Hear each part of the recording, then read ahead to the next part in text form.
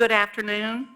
Today is November 13th, and I'm calling to order the meeting of the Knox County Commission Workshop Session. Roll call, please. Commissioner Lundy, Here. Commissioner Durrett, Here. Commissioner Oster, Here. Commissioner Ward, Here. Commissioner Schoonmaker, Here. Commissioner Hill, Here. Commissioner Lee, Here. Commissioner Beeler, Here. Commissioner Daly, Commissioner Jay, Commissioner Frazier. Present. 10 members are present. Thank you. Commissioner Jay is on his way back from another meeting out of town and will try to make it before the end of the evening. I also would like to recognize any elected officials that are here. I know I saw Sheriff Spangler a few moments ago. Are there any others? Is that Mr. McBride that's waving to me? No, Sheriff. Oh, that is the sheriff. Thank you. The C up here. You know, it's all, yeah. Okay. Sorry, Tom, sorry. All right, having said that, I also was asked by Commissioner Oster to welcome back Mr. Jim Stoughton from vacation because she reports that her district was about to fall apart while he was gone. He's not here to hear that, is he? He's in the back talking. He's been recognized.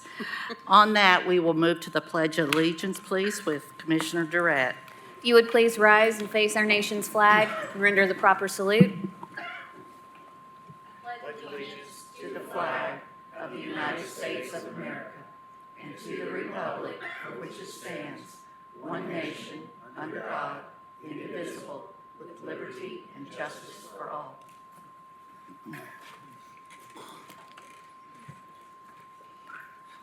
Thank you. Moving on, these will be the changes to our agenda tonight with your approval. Please add, which are included in your agenda, item 3 and item 27. Withdrawals are items 33 and 60. Deferred are 42, 49, 51, and 57.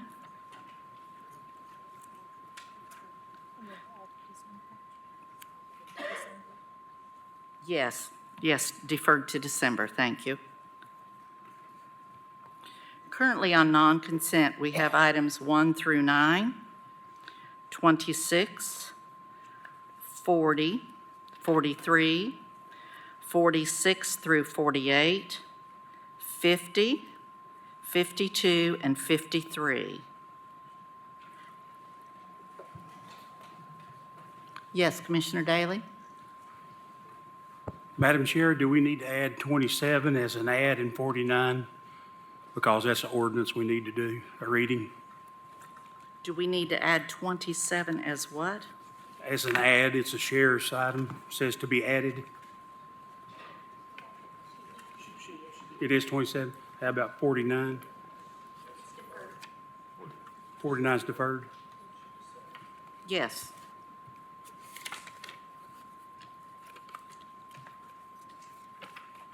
I do have one more Don't show deferred. rearrangement to the agenda. Following item 26, we are going to move to item 50 because they are related. So the agenda item will be 26 and then 50, and we'll be back to our regular order again. Commissioner Schoonmaker? Thank you, Madam Chair. I'd like to pull number 20.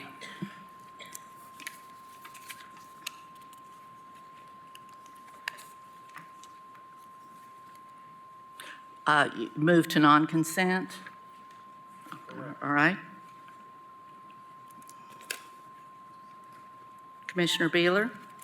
Madam Chair, could you announce the deferrals, please, again? Certainly. Thank you.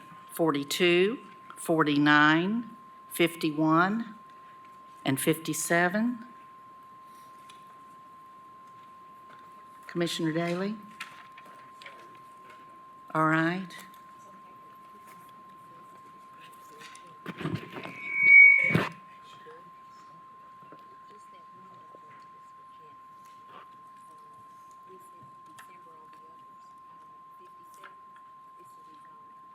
Thank you. I do have one clarification. The deferral of 57 that I'd initially said was to December, that will be in January, pushed to January.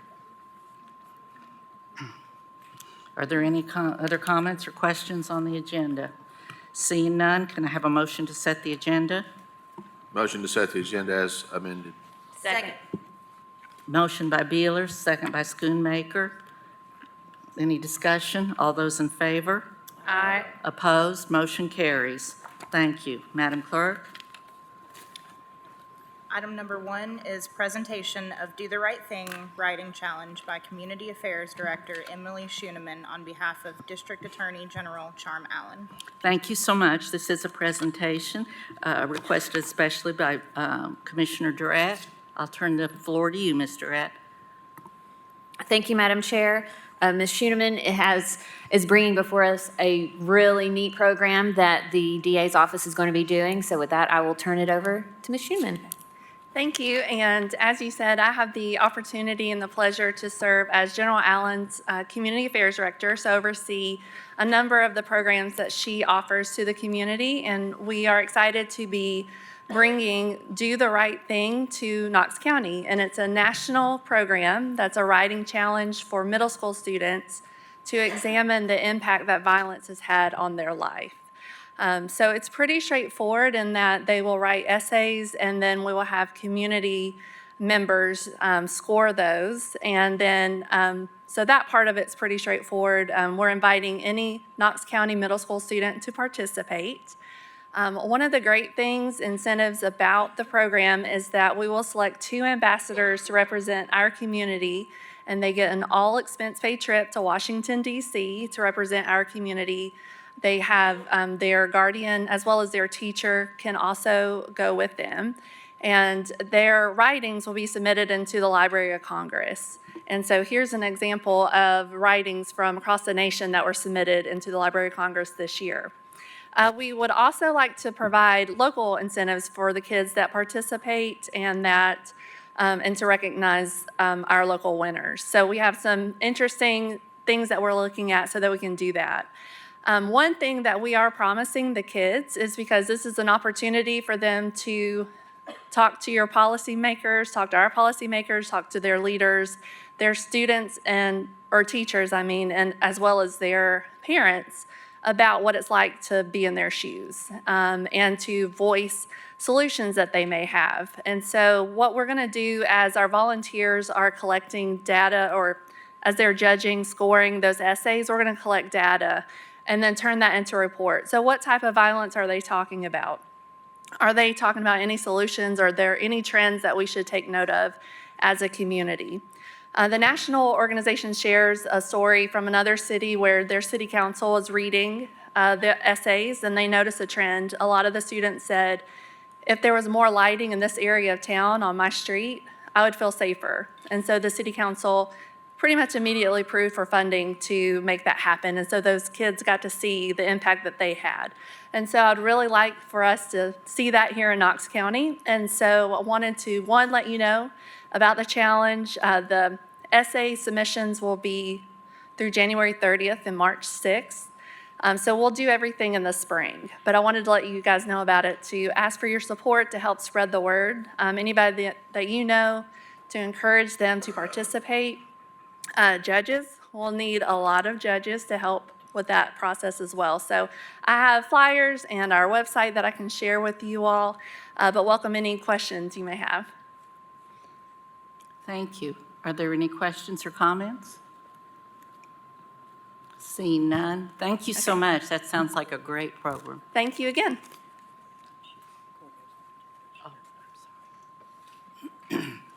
Next item, please. Item number 2 is presentation on Knox County Sheriff's Office recruitment and retention efforts. Thank you, and that will be presented next week. Item number 3, presentation of proclamation by the Knox County Mayor recognizing Commissioner Carson Daly for his service to our community and receiving the TCCA Ralph Puckett Award for the County Commissioner of the Year of East Tennessee. Thank you. That was an item added and will be heard next week. Our next agenda item is public forum. We have 2 people signed up to speak directly to agenda items. The first one is Keith Britt. If you would introduce yourself, please, and give your county of residence, and you'll have 3 minutes to speak. Thank you, Madam Chair. Keith Britt, 506 Knowlton Drive. Put simply, AMR and this administration have put you in a no-win situation. You have no other option but to approve this contract as is with no changes. The level of service laid out in this contract is inadequate, but the possibility of us going with no contract at all, those consequences would be severely worse. You should consider the approval of this contract as a failure of this county government. When people have heart attacks, they should be able to rely on ambulance services. When parents have one of their children hurt, they should have confidence dialing 911 that they're going to receive an ambulance. I had a stroke on October 8th due to a blood clot at the base of my brainstem. I spent the entire night so dizzy I couldn't walk the 10 feet from my bed to my bathroom to vomit. I slept fully dressed in case I had to call one of my neighbors to drive me to the hospital.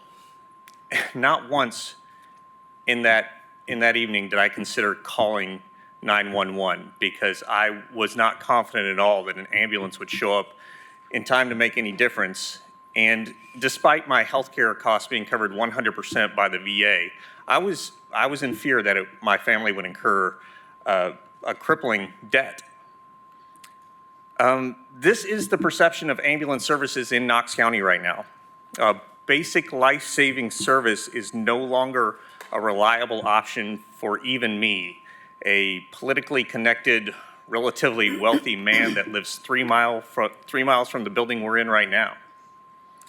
So while I encourage you to approve this contract now, you must consider this a short-term solution. And over the next 2 years, you better come up with a long-term solution. Here's a hint.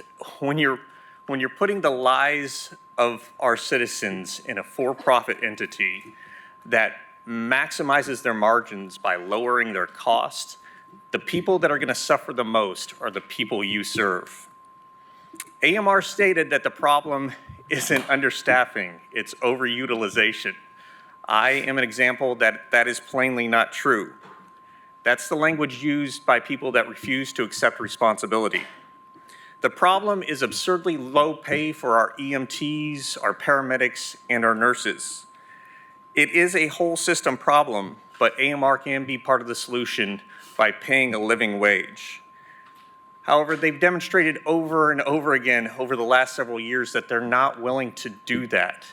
And so we need to figure out a different partner or do it ourselves. Godspeed. Thank you. Our next speaker is Alyssa Lewis. If you'd come forward, please, state your name and county of residence. You'll have 3 minutes to speak. My name is Alyssa Lewis. I am a Knox County resident. I live in the east side of Knoxville. I've been a member of this community since birth. I've also worked in EMS for 4 years. I've worked for Priority. I've worked for AMR, Union County, and Granger County as well. I come to you today to give you my unbiased opinion and facts. In my time at AMR, I've seen their numbers. They don't have the employees to staff the trucks that this county needs. Instead, they're moving people from other states, other agencies, to help cover it here. Most of their upper management are transplants from California. They don't know the area. They don't have the love for this community that we have. AMR does not pay a livable wage.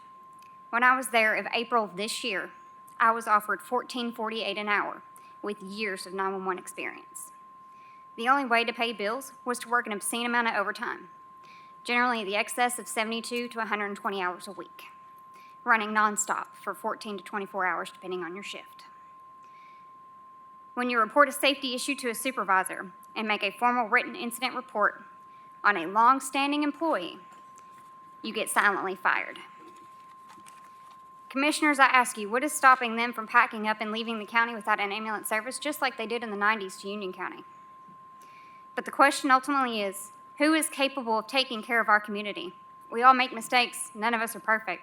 But right now, it's about who is responsible and thrive during the most difficult time, while still providing care for our families, friends, and this community. Words are just words, but actions speak louder than any words. I do believe if you take a step back and take a good look, it's obvious who the best choice would be. I hope you have the wisdom to do what is best and take the road less traveled. Thank you, Commissioners. Thank you. That concludes our public forum related to agenda items. Next item, please. Approval of minutes of the previous meeting. Do I have a motion? Motion to approve. Second. Motion by Frazier, second by Durant. Any discussion? All those in favor? Aye. Opposed? Motion carries. Next item. Consideration of the acceptance of new county roads. A, Izzy Mule Lane. B, Shilamia Lane. C, Myrtle Ridge Lane. D, Lulu Lizzie Lane. These are all located in Hickory Creek Farms, Unit 2, District 6. E is Hickory Reserve Road. F, Grand Forks Drive. G, Bethel Hollow Drive. And H, Silver Chapel Drive. These are located in Reserve at Hickory Creek, Unit 2, District 6. Thank you. Since they're all my district, I'll make a motion to approve. Do we have a second? Motion by Hill, second by Lee. Any discussion? All those in favor? Aye. Opposed? Motion carries. Next item. Item number 5 is consideration of the closure of a portion of Old Dandridge Stagecoach Lane located in District 8. The proposed new terminus will be approximately 25 feet northeast of the southernmost intersecting corner between property now belonging to Pierce, parcel ID 097-168, and property now belonging to Nichols, parcel ID 084-224. This is on first reading. All right, a motion to approve, please? Motion to Or approve. Not approve? You can. Motion by Beeler, second by Frazier. Commissioner Beeler, would you like to address this? Certainly. Now, this, of course, is a first reading because it's a road closure, so, I mean, we can certainly make it without recommendation, but we'll have another month to discuss this. But this is a dead-end road in East Knox County. It terminates well into private property and leads to nothing. And as such, the last, gosh, I don't know the distance, but the last several hundred yards of this road have just drawn people for nefarious purposes for some time now. I would encourage you to go out and see it. It is definitely not maintained. You would not want to drive a normal vehicle on a lot of it. And having seen the road, I know Commissioner Frazier's been out there, Commissioner Jay's been out there.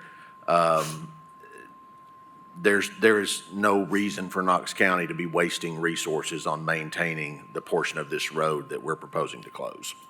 Because again, it just terminates into private property, and the homeowners at the end of the road would like to be able to just gate it so people don't drive back in there to hunt without permission and do other things without permission.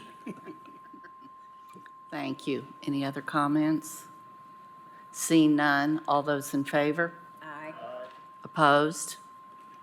Motion carries. Next item. Line item transfers, total amount of $2,279,081.37. Motion to move forward with no recommendation. Second. Motion by Schoonmaker, second by Lee. Move forward with no recommendation. Any discussion? All those in favor? Aye. Opposed? Motion carries. Go ahead. Number 7 is budget amendments, total amount of $12,717,693.94. Motion to move forward with no recommendation. Second. Motion to move forward, second by Schoonmaker, second by Frazier, to move forward without recommendation. Any discussion? All those in favor? Aye. Opposed? Motion carries. Number 8 is spread of record, the Office of the Clerk and Master for the Knox County Chancery Court Handbook. Number 9 is spread of record, travel for the 2023 Tennessee County Services Association TCSA Fall Conference.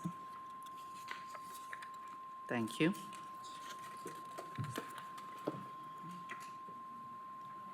Item 20, yes. Item number 20 is Resolution 112, appointing Riley Lovingood, District 4, to the Knox County Board of Zoning Appeals. Term expires September 30th, 2025. All right. Do we have a motion to approve? Motion to approve. Is there a second on that? All right. Motion by Ward, second by Beeler. Commissioner Schoonmaker, you have the floor. Thank you, Madam Chair. I'm sure Commissioner Daley can relate to this since we were the inaugural class of citizens that began service on the Board of Zoning Appeals. So I guess the quick question is, how long has Mr. Lovingood resided in District 4? I believe he bought his house after college and before he got married in District 4, so probably 3-4 years. 'Cause he was living, actually, no, he was living there during college, so probably 6 or 7 years Okay. now. Okay, all right. And then with his new, well, let me back up. One of the kind of prerequisites for BZA is to basically, unless you're sick, attend all of the monthly meetings. With his new out-of-state employment, will that jeopardize that in any way? He's no longer out of state, he's in state. He just switched jobs last week and took over as, I think his title's like president of the organization. He works in payment processing now. Okay, okay. So he no Great. longer works for the Right. senator. Yeah. So Okay. he won't be in DC. Okay, And yeah. thank you. Commissioner Daley? Thank you, Madam Chair. As Commissioner Schoonmaker said, I think it was 2009 or 11, I can't remember, 9 that when we were. And I think things are getting better. I watched the Board of Zoning Appeals, and it got to the point there a couple of years ago that they were proving everything. Being a Board of Zoning Appeals is narrowly focused. There's only certain reasons that you can grant a variance, and those reasons are in our ordinances.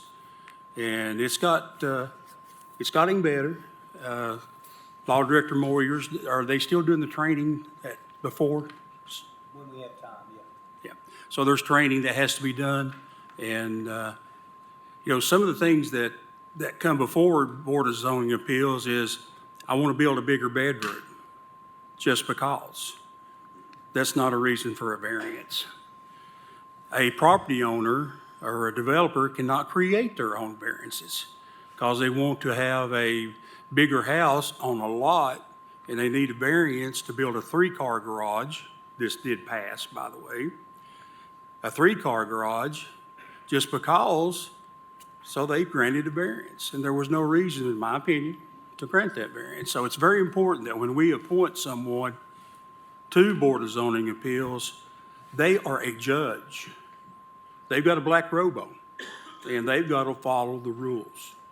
It's there, and they need, and I hope we never get sued on one of these, well, I want a bigger bedroom, and okay, go ahead and do it, or whatever, garage, or whatever, because I actually didn't sleep at Holiday Inn, but I don't think we would win that case in court. So, just keep in mind that in the future, that when we do appoint, that they are judges. They have strict rules that they have to follow. I cannot talk to my BZA person, and I don't talk to my BZA person. And I see him at homeowners meetings and other events or whatever, but I don't talk about anything like that. So they're a judge, and they have to be a judge, and our citizens can call me or call us, and we can answer questions, but a BZA member cannot. So just keep that in mind. I just wanted to say that to me, it is an important position to have.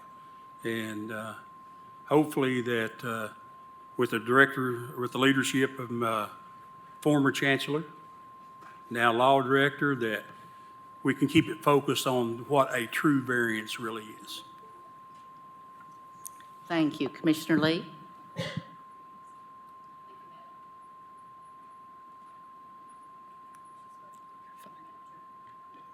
You're, On Riley's resume, it said he was a professional football player. Is he currently playing football? No, ma'am. Okay. So that wasn't correct then. He's not playing in Canada or anywhere? No, he was playing football. I believe he's done now, so now he's taking this new position, but he hasn't been playing since the summer, I believe was his last game. Okay. So I asked him, and he said football will not be an issue, that his priority is this new company that he's running. Okay. Thank you. So it was Pittsburgh, I believe, outside of Pittsburgh, not in Canada, just for the record.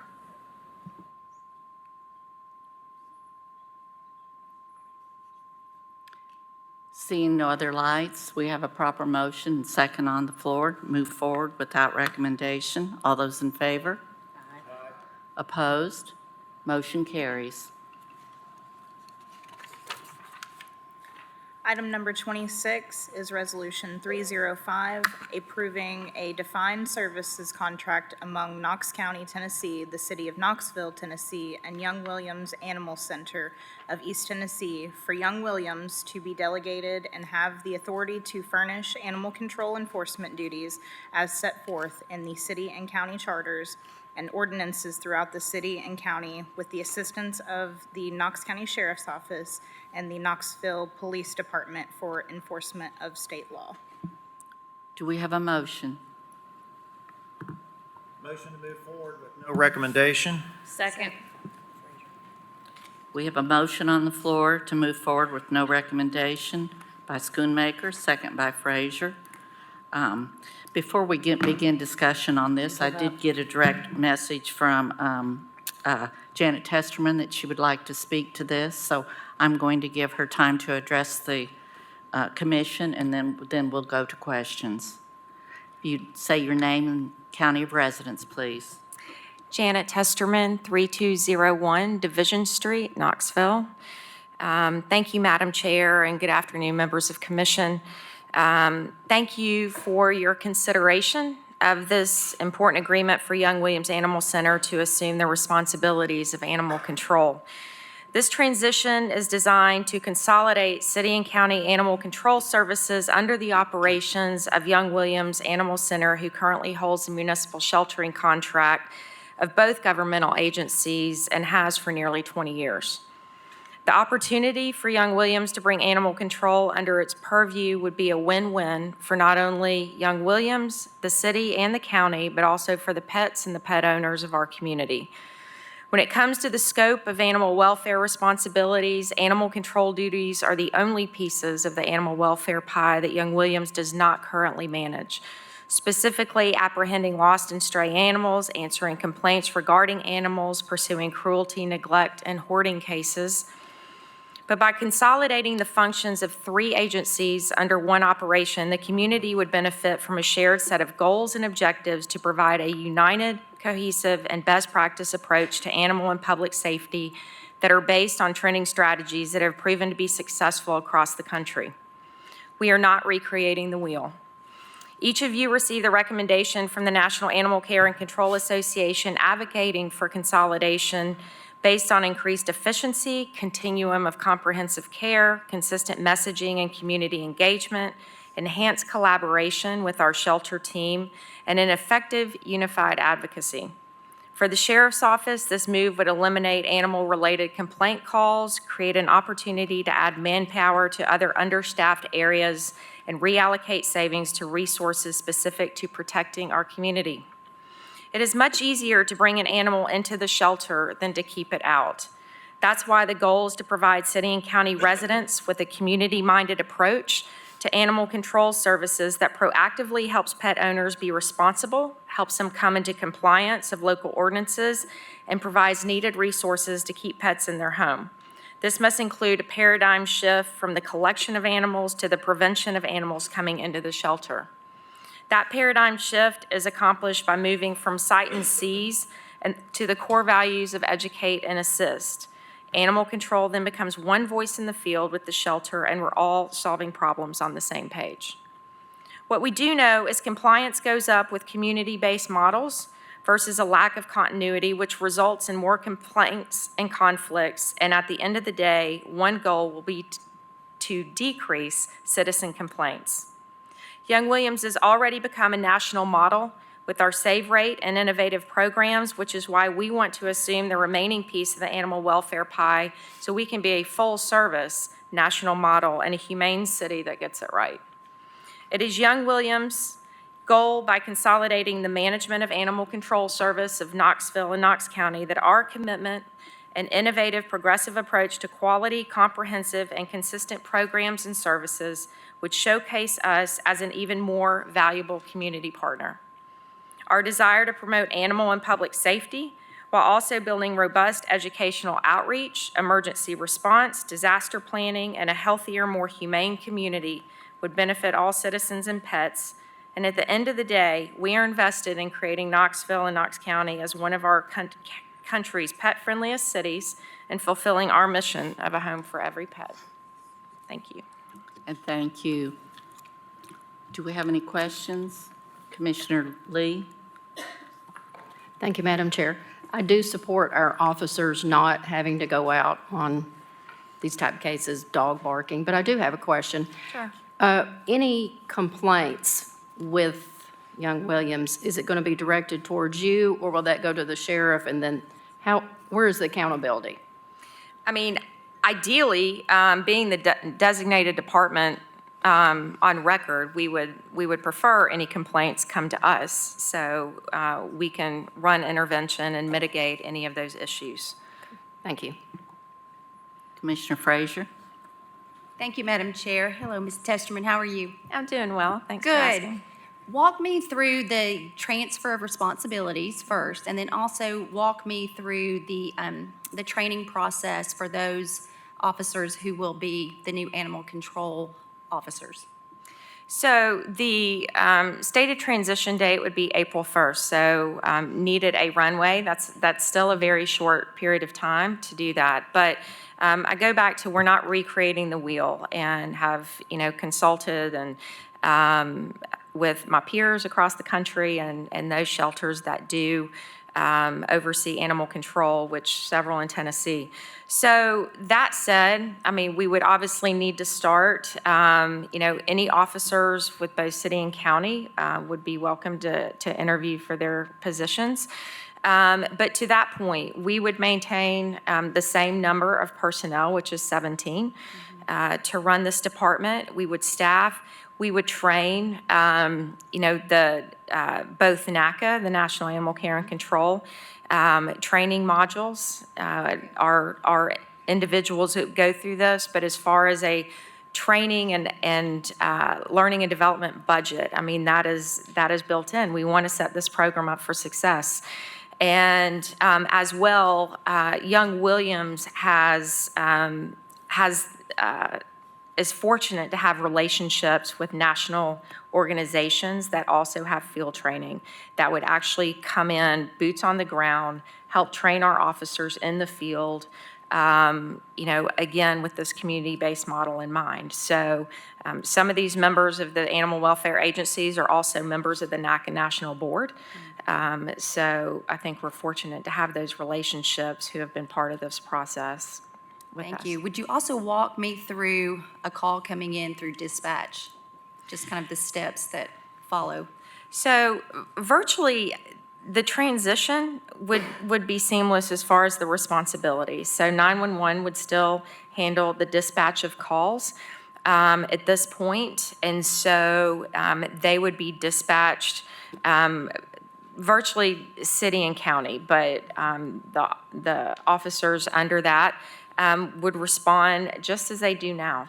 And so, be it whatever the instance may be. I mean, we're taking in, animal control brings us about 30% of our animals a year. And so out of our 11,294, we took in 22. So we're taking these animals anyway. So once they come in from the transport process, but we would respond just as animal control now and assess the situation, determine what the issues are, how do we get them in compliance, how do we provide resources if needed, and then holding pet owners accountable. So should it be elevated to a criminal offense, then we have a established liaison with either the sheriff's office or KPD, who we would then reach out to help investigate and navigate that criminal process. Will the officers carry any sort of safety devices or anything for self-defense? They will have, they won't be bonded to carry. Right. So, but city officers are not at this point. So as part of the training process, that would be part of some of the NACA training that is included. There are also some other, for instance, there are agencies out there that train, say, security personnel with different private sector individuals. So they go through certain training as far as how to use pepper spray or those types of agents for self-defense. So we certainly want our team to be certainly safe and feel secure. Yes. And I'm so glad to hear that there will be robust training for these officers. Absolutely. Having been mauled by a dog at the age of 4, Right. I understand that it can be a very aggressive and dangerous situation when you do have an animal that is attacking. So, of course, those officers and their safety are very important to me. So thank Right. you for paying close attention to that. Absolutely.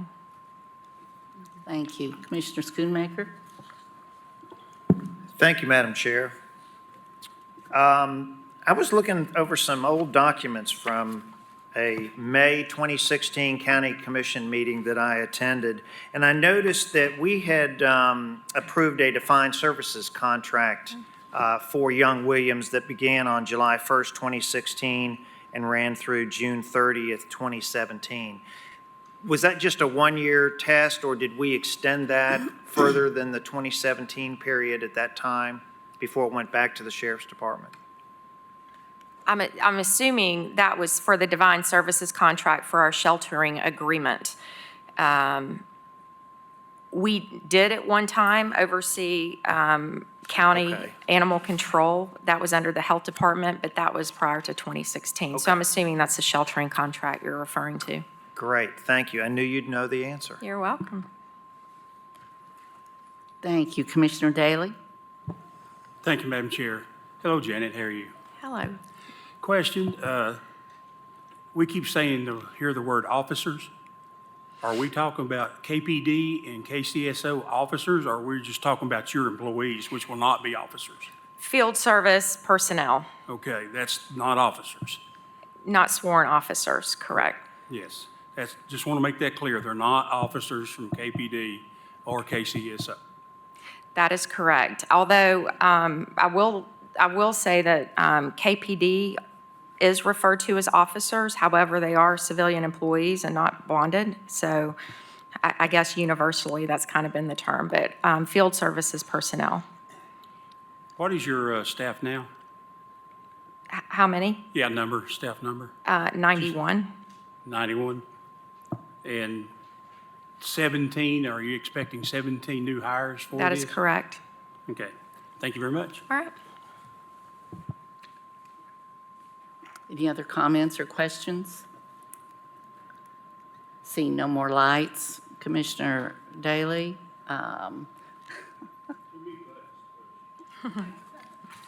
Thank you.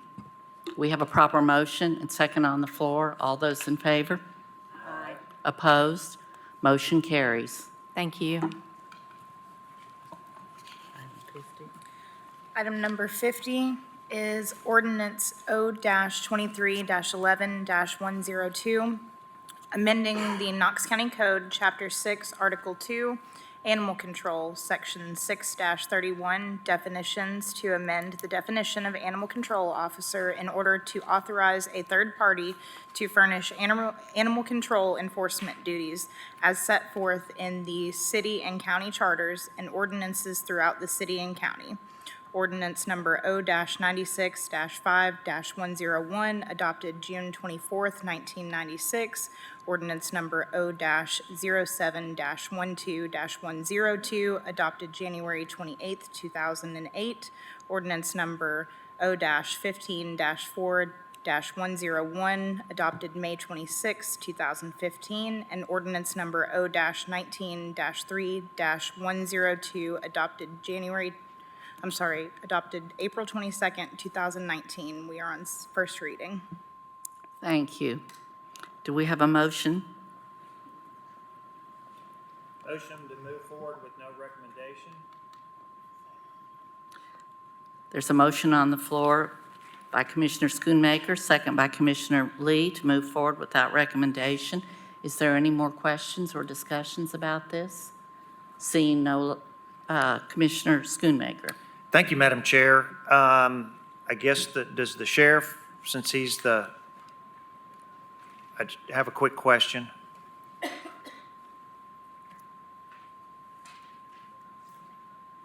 Tom Spangler, Knox County Sheriff, not Nick McBride. Thank you. To be fair to the chair, that last row, it's so dark, you can't tell who it is. We can't even tell that's Chris Caldwell standing back there. Thanks. I'll anyways, remember that. Yeah. The quick question, so if the contract with Young Williams doesn't take effect until April, should there be a date that this ordinance takes effect? Should it take effect like March 1st or something, or? I'm going to let the gentleman to your left answer that. The ordinance just adds language to the current ordinance. It does not substitute. So it would provide that any person who's employed by the sheriff's department could be an animal control officer, or any person who is employed in that position by a third party. So I think it can go into effect immediately without affecting how things are being done at the moment. Okay. Thank you, sir. Thanks, Nick. Nick? I couldn't resist. Any other discussion? Seeing no other lights, all those in favor? Aye. Opposed? Motion carries. Thank you. Item number 40 is Resolution 602, approving an EMS ambulance service contract with Rural Metro of Tennessee, LP, doing business as American Medical Response for the provision of emergency medical ambulance services in Knox County. Thank you. Is there a motion? We have a motion on the floor by Commissioner Daley, second by Commissioner Beeler, to move forward with no recommendation. Is there any discussion regarding this item?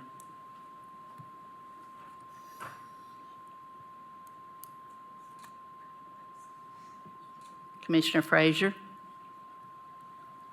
Thank you, Madam Chair. Just a couple of clarifications. I know at the workshop, this commission body had several recommendations, suggestions, that we were hoping that the review committee would consider, because I was told they could negotiate on our behalf if we wanted to see any amendments or tweaks to the contract. Is that correct?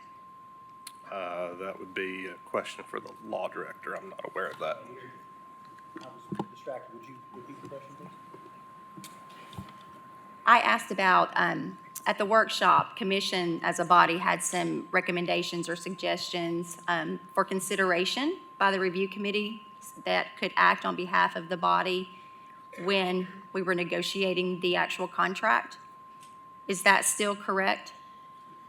Well, now that the contract has has been bid out and certain requirements were set forth by the purchasing department, I do not believe that amendments would be in order, because if you change the rules that everybody was using to bid, then suddenly it kind of throws all the bids out. One of the other bidders might say, well, I could have done that for cheaper.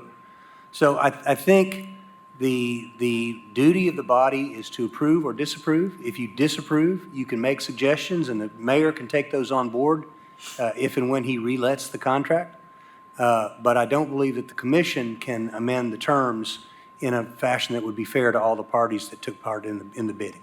Well, I knew the commission could not, but it was explained to me that if we had suggestions or recommendations that we would like to be considered, that the review committee could consider those and act on our behalf in negotiating with the service provider. If there are further negotiations to take part, then I suppose that is something that the negotiators could take into account, yes. What I was getting at is the body itself cannot say, well, we moved to strike provision A from the contract or anything like Right, that. that I understand. Yeah, I just yeah, wanted to that- clarify. that's- As long as there's still, I wasn't aware there was still negotiation going on. If there is, then certainly they can take into account what the commission believes. And I guess my next question is the review committee and the proposed service provider willing to consider some of those recommendations and suggestions? Please Kevin. introduce yourself. Kevin Parton, Knox County Health Department. The negotiating parties at this point are myself, the mayor's office, and AMR.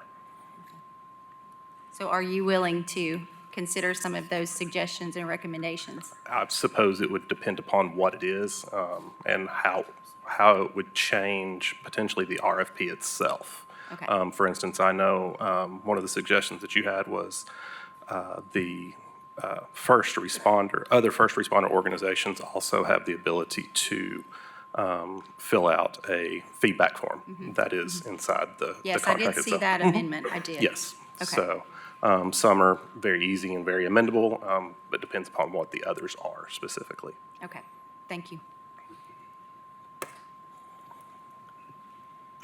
Commissioner Durant? Thank you, Madam Chair. AMR, I know you all, if one of your representatives would come up, Mr. Spencer maybe. I know you had one of my concerns was that my district is completely in the city. And so I wanted to know what steps are being taken to bring KFD on board, because they are a first responder and within city limits. So, and I know you all had a meeting, so I'd just like to hear the results of that. Yep, Josh Spencer, AMR, Gallows Point Drive, Knoxville. Yeah, so we actually reached out to KFD, and then we have invitations out to some other first responding agencies as well, to discuss how we can better come together and collaborate. We did meet with KFD for, I guess, nearly 3 hours late last week. We have a follow-up meeting established already for late November. As a reminder, like the entire kind of focal point of our proposal, as we believe, is everyone coming together and working together better to solve a solution that's countywide and not just specific to any particular area or any vendor.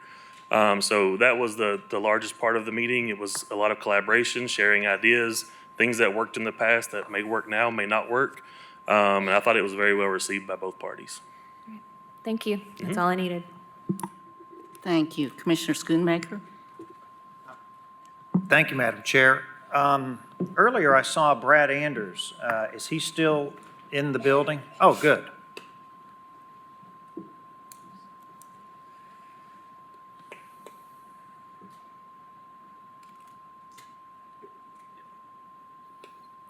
Yes, sir. The usual name and address for the, Brad Anders, Knox County 911, 605 Bernard Avenue. it's good to see you again. I'm having flashbacks. Could we get this over with? I think you were in the audience during our workshop meeting, and Director Parton of the Knox County Health Department testified to us that this past year, 30% of the calls for service were incorrectly classified. Do you kind of remember that at all, or? I remember the discussion. I don't remember the numbers, but Okay, yes, sir. okay. And so the process currently in the E911 center is the calls come into your employees, and then your employees transfer them to who? To AMR rural metro dispatchers or call processors. Okay. So in other words, the AMR employees, which were causing some of the ambulance confusion times, were actually misclassified by their own employees. So under the new contract, where it's going to switch over to your employees, what percentage of calls do you expect to be incorrectly classified? Well, we hope for zero incorrectly classified. Our goal is to have zero errors. I mean, obviously, we're humans and that's going to happen. But some of that is not related just to the people. Some of that's related to the previous contract, and it's more or less a you call, we haul contract. And so, not to say that anything was perfect, but I think blaming the people wholly is not satisfactory. The people that work in there are high-quality people that care about the community. It's just, it was a bad contract for the county, and it was a bad contract for the provider. And so, as we transition over for us doing that work, our goal is to have zero misclassifications. But of course, we're all human, and we're going to make mistakes. Okay, thank you. Thank you. Mr. Pardon, I've got just a couple questions. During our workshop, we had talked about the 2013 contract, and specifically on page 16, when it says that the old arrival time, the component is they're supposed to be there in 17 minutes for the outlying area, like in my district or Carson's district or Commissioner Beeler's district. And then under the new contract, the time now has been shifted upward to 20 minutes. Yes, sir. Correct? Okay. So I'm looking back at the Fitch report that this body spent, I guess it was over $100,000 to have this made, and it says on the bottom of page 15, the contractor did not meet the 90th percentile requirement for the years 2021 and 2022, even with the 7-minute allowance time. So was the thought process when you did the RFP was to increase from 17 minutes to 20 minutes for the outlying county portion of Knox County so that the ambulance provider could hit the 90 percentile? No, sir. So how did the numbers change? Because is not the industry standard 10 minutes for an ambulance call? It could be. But now we're doubling that to 20. It was 17, now we're shifting to 20. So it's not, we're not getting service to our outlying areas like South Knoxville and East Knoxville. You know, we're not even duplicating the old time of 17 minutes. Sure. Okay.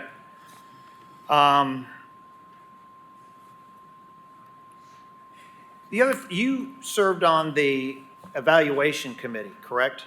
Yes, sir. Okay. And part 4 of the evaluation committee for the RFP on page 32, there was a score of 300 points for the cost to the county portion. Do you remember that? Yes. Okay. Well, when I looked through at the data, I noticed that all 5 members of the committee all gave 300 points to AMR. Could you explain to me why you voted for the 300 points as just you personally? What was your take on that as opposed to selecting the other ones, which were at a little bit higher number? The only individual on the committee that covers cost is the procurement division. The evaluators do not have that luxury. Okay. Well, he's standing behind you, so I guess that would be Mr. Myers. Matt Myers, Director of Procurement, Madam Chair. Yeah, the cost portion of any bid or RFP is an objective number, and that is computed by us. Okay. You take- But it looked like it was 300 points from each of the members of the committee, and that was not it. It was just one person assigning 300 They don't figure points. price, that is correct. Okay. We do that. So how did they get the 300 points? That was, the points were computed by procurement. I know, but how did you get to that point? Was it because they were the lowest bidder? Yeah. The lowest subsidy got the 300 points. Okay. The next lowest, it's a mathematical formula. You divide that into the low one, and then you get your percentage from there. And it tiers down in this case, you're going higher. So it's a it would be- mathematical formula we use for all of them. In a point system, though, it'd be beneficial to lowball a financial amount in hopes to get the maximum number of points. You're taking a risk at that could happen, I guess. Okay. I mean, but, in this case, the subsidy is what it is. Right, okay, all right.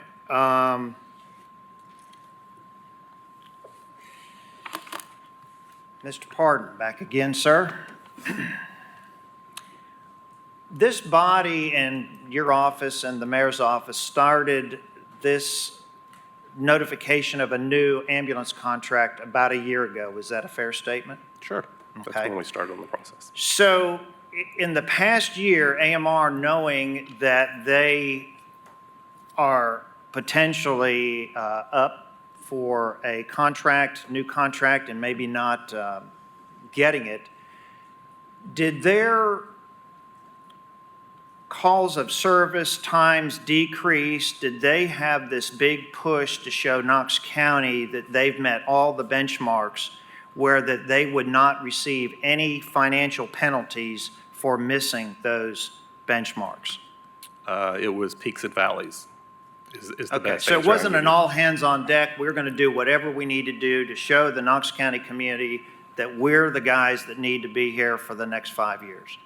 I would probably ask Mr. Spencer that, but I don't believe that anybody that's working for AMR currently would not want to succeed. Okay. Let's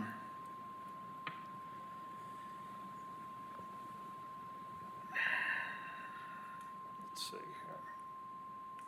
Well, I'll defer because I see there's another light on for Madam Chair. If I could Certainly. circle back around just a minute. Certainly. Thank you. Commissioner Daly? Thank you, Madam Chair. Mr. Park, Yes, sir. in your opinion, what is the number one problem that we are occurring now from the top? Is it the hospitals and a lack of staffing? It's not the hospitals. I think it's the lack of staffing. Is that a fair statement? It's a blend of both, yes. Obviously, we know that there's hospital turnaround issues.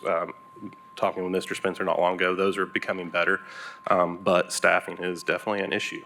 And being in the last year of your contract, unsure if you're going to still be the employer of choice would make that difficult to retain staff, nonetheless try to recruit them. Thank you. Mr. Spencer?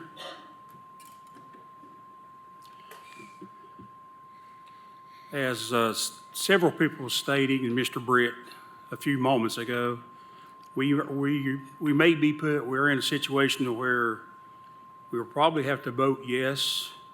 I mean, you still can vote no or whatever, but I trust the committee that they were, and everybody involved, procurement, health department, the mayor's office. I trust everybody that there, and it was on a points rating scale.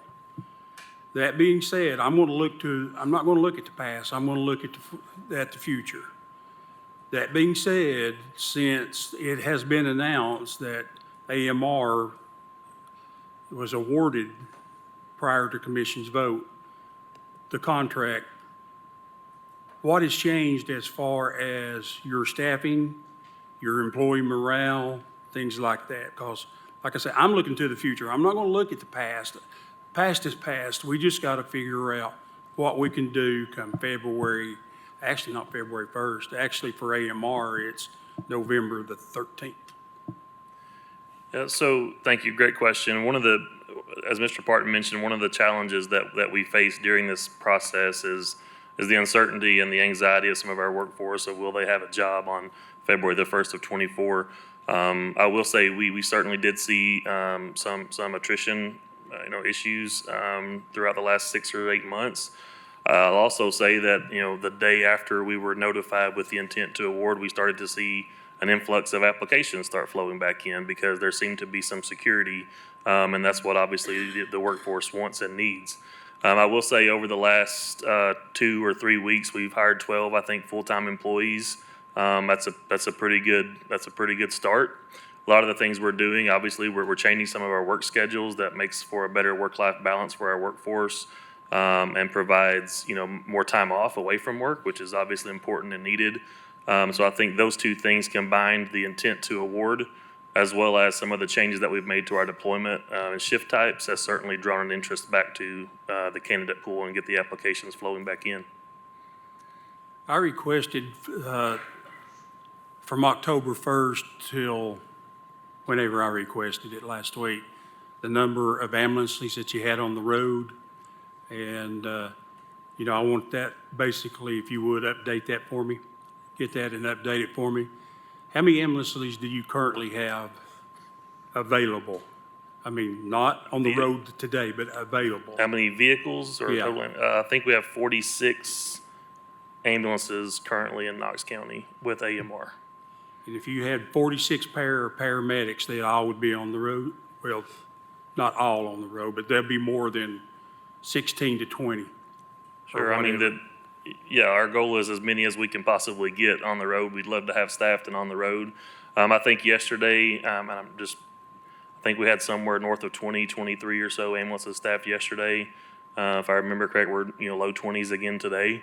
And again, referring back to kind of the Fitch report, which has become sort of the litmus test of what we believe we'll need, I believe the staffing requirement in that report to meet the new response times in the new contract is around 20 at peak. And so we're kind of hovering around that mark right now. We don't know how the system is going to behave, obviously, with these new response times. This is new for everyone. But I think we are in a good position and prepared to upstaff and continue the staffing improvements that we've seen in the last few weeks. Is there more of an issue of staffing during the week or on the weekends, or is it basically the same? I think it does present a few more challenges during the weekend. That's not uncommon.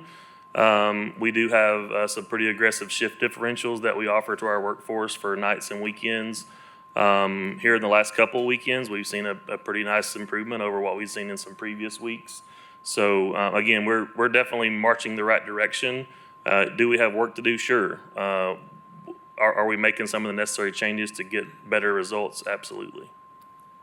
Mr. Britt made the comment, which is great comments, and not picking on Mr. Britt. They were good comments. Cost of living. What a paramedic that's coming in to be trained, well, what will they start out and the potential that they could make? It's scalable. I think our start, and I'm kind of going from memory right here and guessing. I think our current starting rate for paramedics is around probably $50,000 a year starting salary. Obviously, that's before nights and weekends and all the shift differentials and overtime and other things. It's important to remember we are a union shop, so we do have to kind of play within our different rules when we come to giving pay raises to our employees. But I will say that as part of the subsidy, which is in our proposal, a large portion of that subsidy is going back to our workforce to increase wages and hopefully improve recruitment and retention. During one of my many discussions with you, and I've had several discussions with you guys, and also, for the record, a couple of discussions with Priority.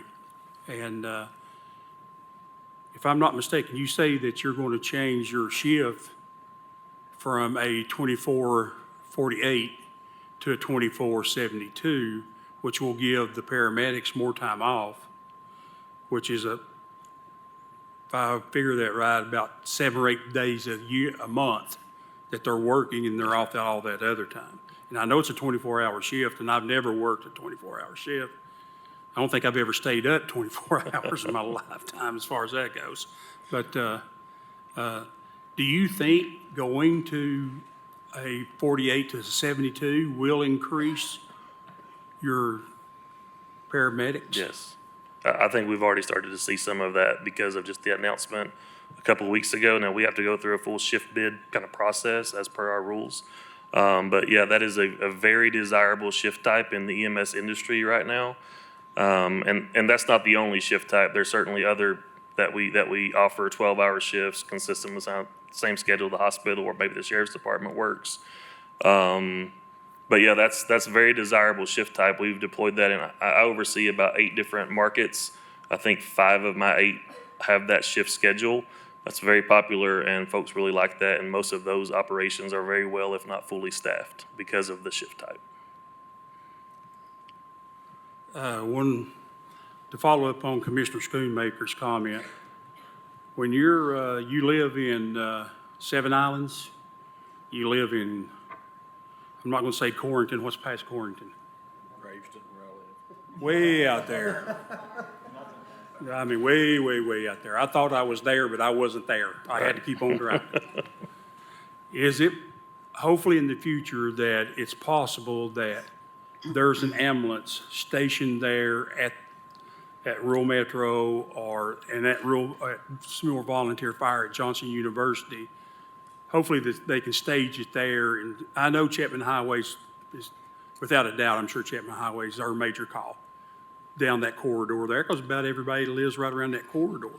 I mean, it only makes common sense. But hopefully in the future that when you get your staff together and everything, that we could stage these far-reaching areas, and it won't be a 20-minute. It'll only be a 4 or 5 minute. Yep.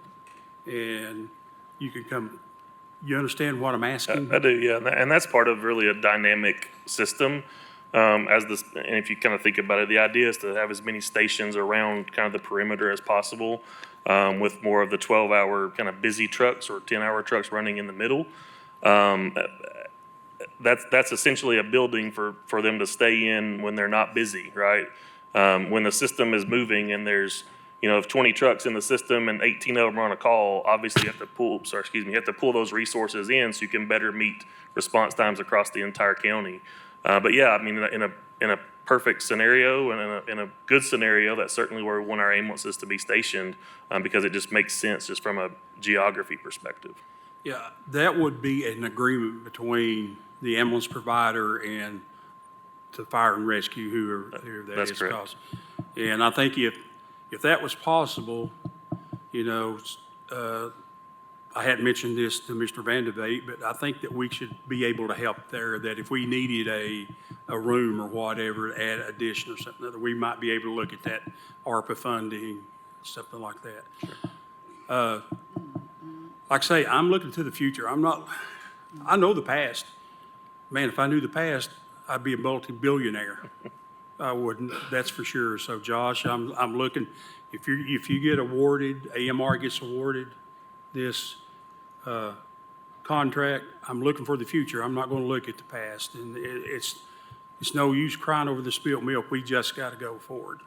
Thank you, Mr. Myers. Where'd he go? All the way back to his back. There he is. Yes, sir. How you doing? Doing fair. I won't be here and sitting in this seat only about, what we got, 9 months away now? 9.5 months away. I won't be sitting in this seat. So my question to you, there's measurements that AMR has to meet, correct? Correct. And is there a clause in there that if they're not performing, do we have an out? We always have, yes. So we do have an out. We always have an out. So the commissioners that are not up for election or that are up for election and get reelected, they're the ones who are going to have to kind of hold the feet to the fire to AMR and to make sure, and Kevin, hold his feet to the fire that all these processes are being upheld or adhered to. Correct? Correct. It's up to the health department, Mr. Hamby back there, for them to make this work. And I made, It's up to all of us, actually. It's not just two individuals. It's a team effort. I know Commissioner Frazier, she's very, very involved in fire and rescue. Thank goodness for her husband, Russ, who's a hero as far as that goes. The meetings that you have in the future, I really would like to see a commissioner there that does all this review. I don't know if that would be a courtesy, I guess, Mr. Director, as far as a courtesy, or if we have to do a resolution to add a commissioner to that review board. How do you feel? Obviously, we're happy to come and update you all whenever you would like. There was some discussion that we would hold more of that inside of Fire Technical Rescue. Steve Hamby could report out on a regular basis at that meeting. But obviously, I'm always here, so I'm happy to update accordingly. Well, that's just a suggestion. Sure. Thank and you. You did make a great point about, what it could look like in the future. And I did want to stress that, this is just the beginning, so perhaps, something that you really wanted didn't make it in this time. I'm standing here very well aware of what happens when you let a contract sit still for 10 years. So, I anticipate coming back, amending for better reasons, better response times, things of that nature, as opposed to just putting Band-Aids on something that we know is broke.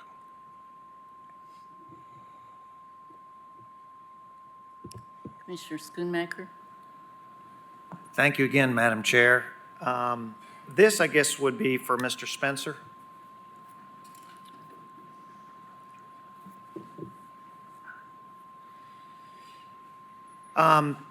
We're fairly familiar that AMR has been closing down ambulance services in other parts of the country, including, Nashville, upstate New York, and all that. Since January 1st, there's been quite a few. How many new operations has AMR gone into in counties that had a previous ambulance service? Ooh, you're putting me on the spot on one. I just don't know the answer to that. Brett, would you happen to? My boss may have a better answer for that than I would, because his territory's a little further reaching.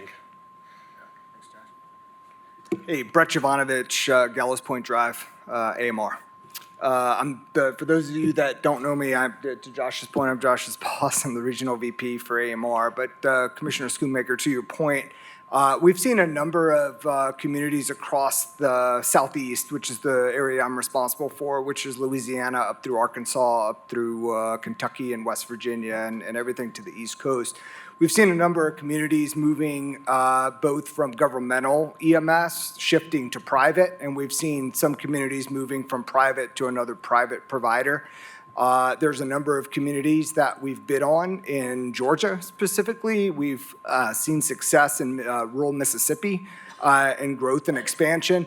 I think part of the struggles that we've had, including the Knox County contract, which ultimately drove the subsidy ask under the new model, is really because the legacy fee-for-service system that was traditionally how EMS was funded back in 2013, we'll call it pre-COVID, was that fee-for-services that were generated from ambulance transports paid for the costs.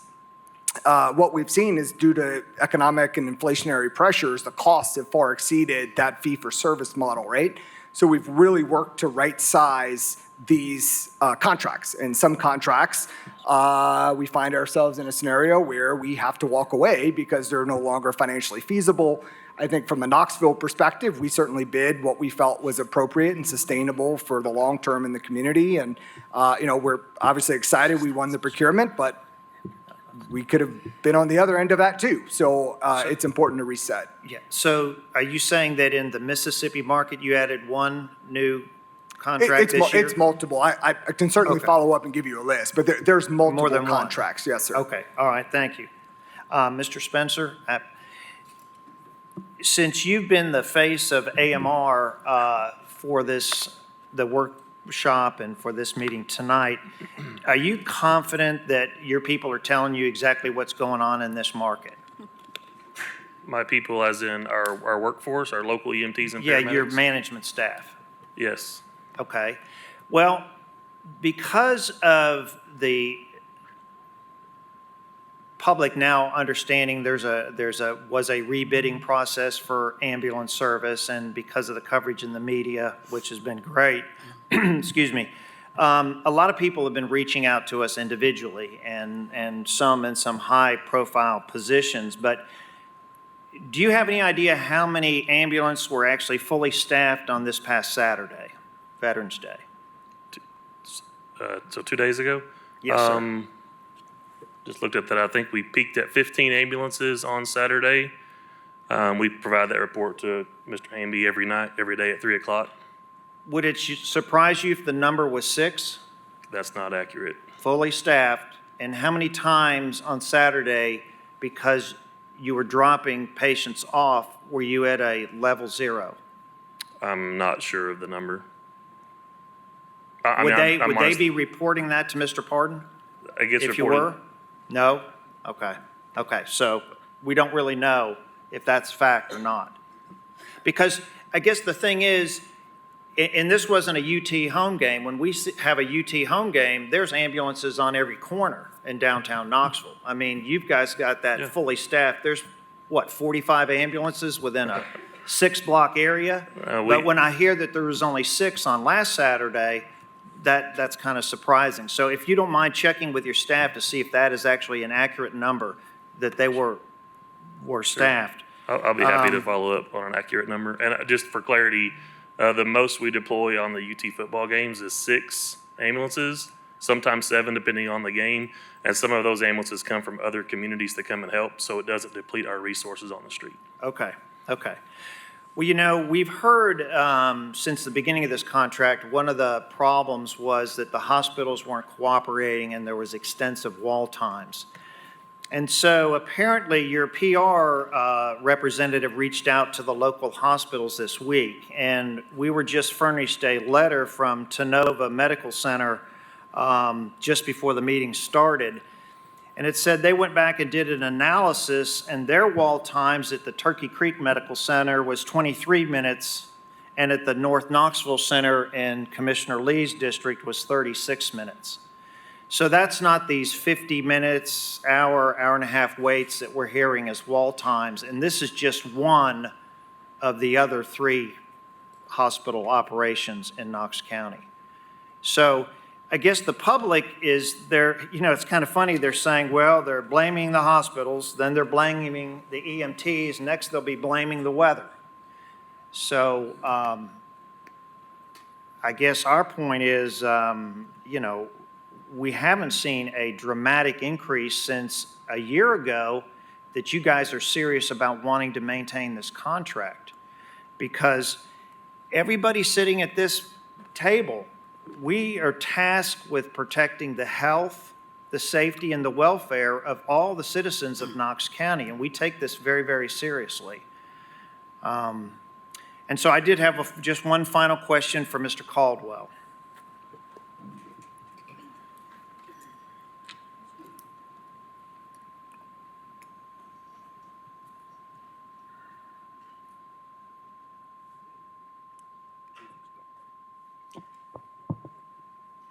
Mr. Caldwell, how are you, sir? I'm good. How are you? Good.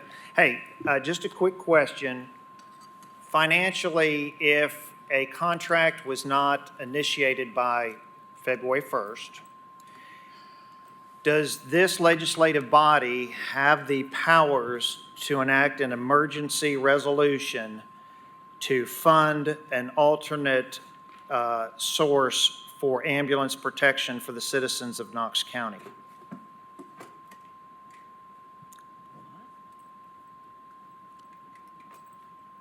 I mean, I'm looking at Mr. Moyers as well. I don't know that. I'm not sure I understand the question. Well, in other words, their contract ends February 1st. Right. If this body votes not to go forward with their contract, theoretically, that ends on February 1st. They could just pack their bags and go. This body would have emergency powers to protect the health, safety, and welfare of our constituents if we needed to select a second or a ambulance provider for our citizens. What you're suggesting is going around the procurement process and just picking? No, I'm just saying if it's not gone through the procurement process, because they can't do that between now and February 1st. I'm just asking that this body, I believe, would have the authority. I don't know that you would have the authority. So what you're suggesting to me is that if a contract isn't signed, then the county commission could just pick whoever they wanted to. No, sir. To No, provide. Well, I no. don't understand. They close operations on February 1st. Right. We are sitting here with no ambulances. Well, one thing that could be done is to extend the contract month to month until a new understand bidding process was done. If that were the circumstance, it would be up to the mayor and the procurement office to find a solution, I suppose. Okay. Whether it was a quick rebid or trying to get rural metro, I don't know how you could have, I can't even imagine how that'd be done. But it would be problematic to try to select a company out of thin air without some kind of procurement process if there are multiple companies that are interested in the business. That's just not how we do business. All right, thank you. Thank you. Commissioner Durrett? Thank you, Madam Chair. Kind of going on that, like, we can't just blame one entity for the healthcare issues. The whole healthcare system is broken. I'm not here to play the blame game. I'm here, like Carson Daly is, to move forward, to look to the future. I am here to give, at this point, AMR a chance to prove that they can do this. We do have a new contract that is better than it was. It's not so antiquated. It has better response times, that sort of thing. But with that, I do have a couple more questions for Mr. Spencer, if you would please approach the podium. Commissioner Schoonmaker brought up something about this past weekend, there only being 6 ambulances staffed. Do you have a certain number of ambulances that you staff 24 hours a day, 7 days a week?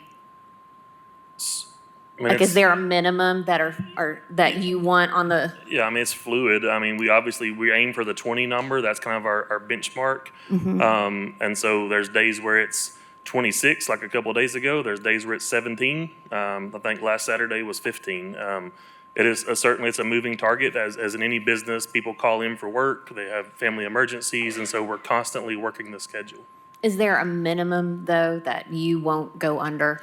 We never want to go below 10, and that's really more in the 2 o'clock, 3 o'clock in the morning when there's not as many calls coming up.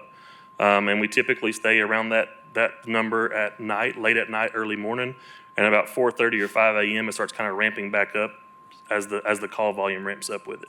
Okay.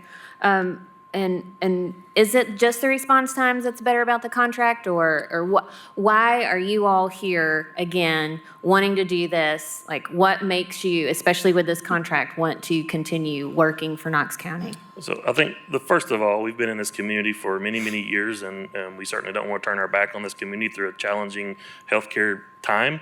So that's, answer number one of why we want to be here. There's about 200 employees that depend on us for their livelihood and their work, to work for us, so that's very important.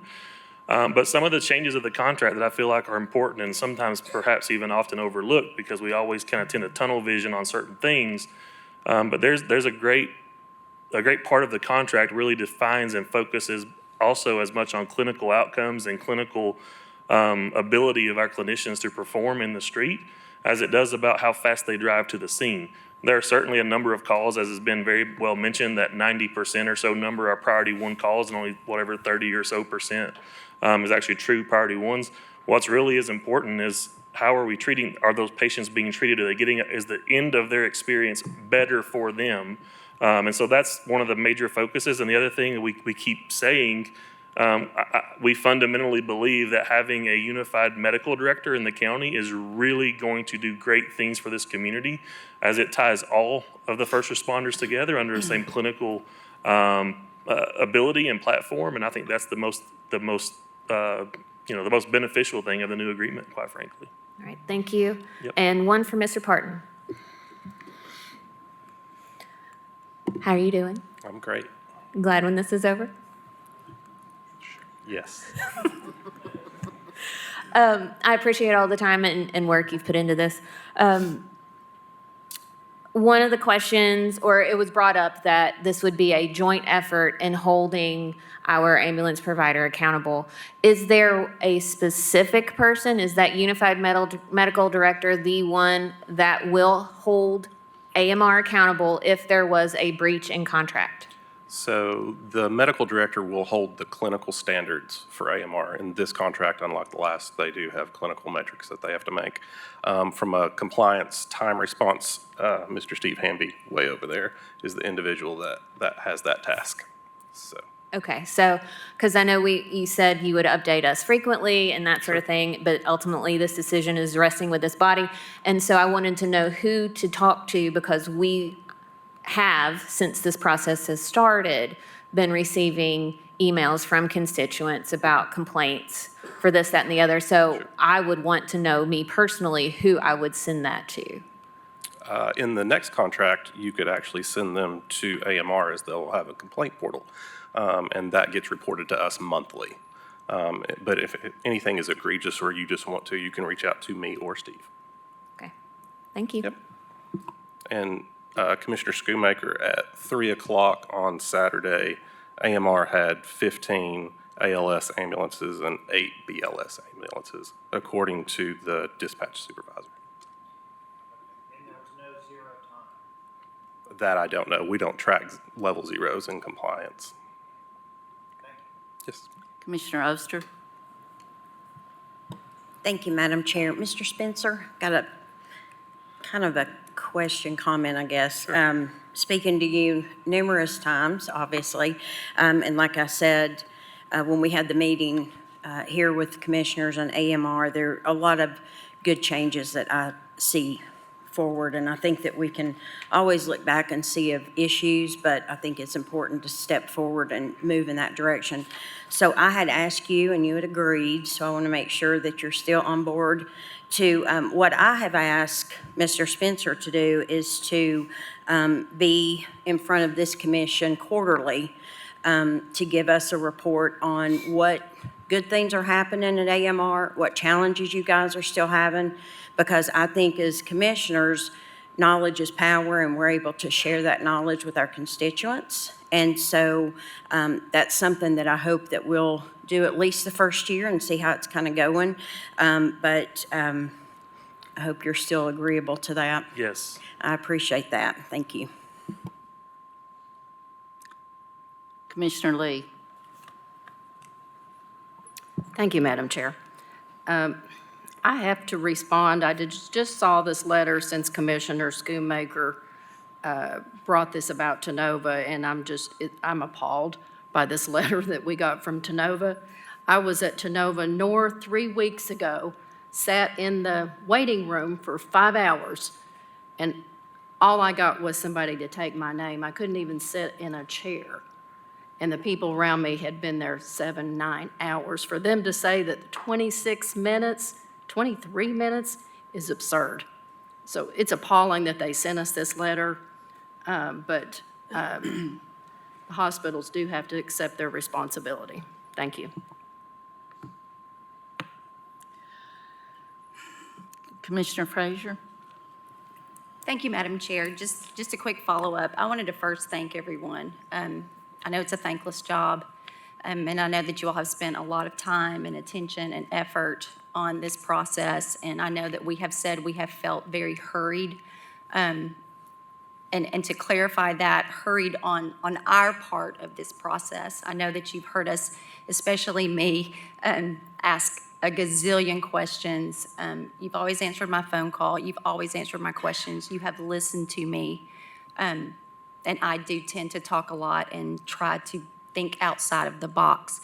I too want to be solution-oriented. This is just an old saying, and I think I said this to many of you. This is kind of like polishing a turd. We have a lot of room for improvement, a lot of room. My perspective may be a little different because I not only have a responsibility and an obligation to the safety of my constituents, but I kind of do life with people like this. Like my inner circle and my world are people who run into chaos when everybody's running out. And so I hear from them not just when a contract is up and it's up for negotiation. And so whomever, this is not a voting meeting. Next week is a voting meeting. So if you are awarded this contract, you may regret it, because I am going to be watching this like nobody's business. It's that important to me. And I have heard from people that I haven't heard from in 20 years about this, including my spouse, who has some pretty strong opinions about it. To your point, Commissioner Daley, I've had some really great discussions about how we do bring everyone to the table, and we have these discussions more frequently. We have operated in silos when it comes to emergency services. Anyone who's been on that side of things will tell you for 10, 20 years, they've all predicted the model is not sustainable. The current model is not sustainable. Well, we're here, and we all are tasked with the next step forward. I think Brett said, Knox 2.0, and he took my dot. We've had a lot of dotted lines, and now we've got to connect them all. And so one thing I will be bringing to this commission is revamping the Fire and Technical Rescue Committee, and it will be, hopefully, you will support it, that it will be more of a all-inclusive emergency services body that will meet regularly. We'll have these communications, we'll report back to this body, because I think we all just feel like we were only included at the back end of things, which I totally understand, and that's the process. I think we're kind of in a new day. I'm so proud to be among my colleagues, because I think in the past, well, I shouldn't say that. I think now we have a really community-minded commission who are very hands-on, like super hands-on. And we just want to be a part of making things better. And there's a lot of room for improvement. Believe it or not, we have some good ideas. We were elected because we have some good ideas. I hope that you will continue to listen to us. One of my suggestions did make it into the amendments, which was the peer agency surveys and reviews. That's really important. So saying that, just beware, because I'm really going to be watching this. Commissioner Daley? Thank you, Madam Chair. Before I ask my question, I did read the letter real quickly from Tenova. I didn't. Next time I go up 275, I don't want to see Tenova with wait times of 8 minutes, 10 minutes, 12 minutes on that billboard, Tenova. Mr. Van de Beek.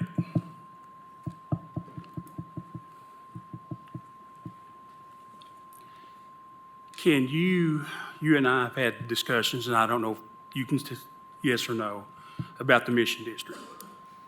What you and maybe the health department, some of the things that there's a high volume coming out of the Mission District. It's some of the things that we might be able to do to help ease that burden.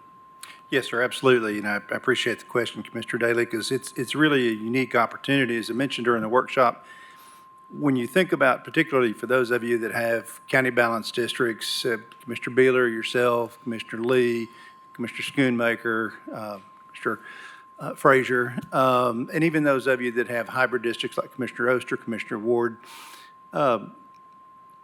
there are few places where you have such a consolidation of high demand for services that is both patient and geographic centric, the way the Mission District is. And so it does pull a lot of resources out of the system, out of the EMS system as a whole, not just the ambulance side of it, but the hospital side of it as well. It pulls a lot out of the system in order to serve those patients. The other location, as I mentioned at the workshop, are assisted living facilities and nursing homes, and that just is what it is, candidly. But the Mission District is a place where we think we can make a difference. Mr. Parton went out a couple of years ago and found Dr. Megan Edwards, and I cannot continue to thank him enough. She's just an exceptional medical professional, and she's been doing a lot of research into how we can impact the Mission District by treating patients in the field. There are things that can be done in the field that currently result often in KFD being dispatched, which puts pressure on their system. and then subsequently in an ambulance being dispatched, which puts pressure on their system, and subsequently that patient being transported to the hospital, which puts pressure on their system. If you can treat that patient in the field successfully and keep them from entering the system beyond that point, you can do so much good. So things like wound treatment, certain illness calls, even certain medical conditions like blood pressure, if those can be successfully treated in what the contract calls community paramedicine, what we informally call street medicine, we can have downstream impacts that we really think are consequential. So she's hard at work at it. Mr. Parton's hard at work at it. They've got a working group stood up, which does, I can't remember, maybe Commissioner Durrett, you had asked about KFD. Chief Compton is a part of that working group. We have them extensively engaged.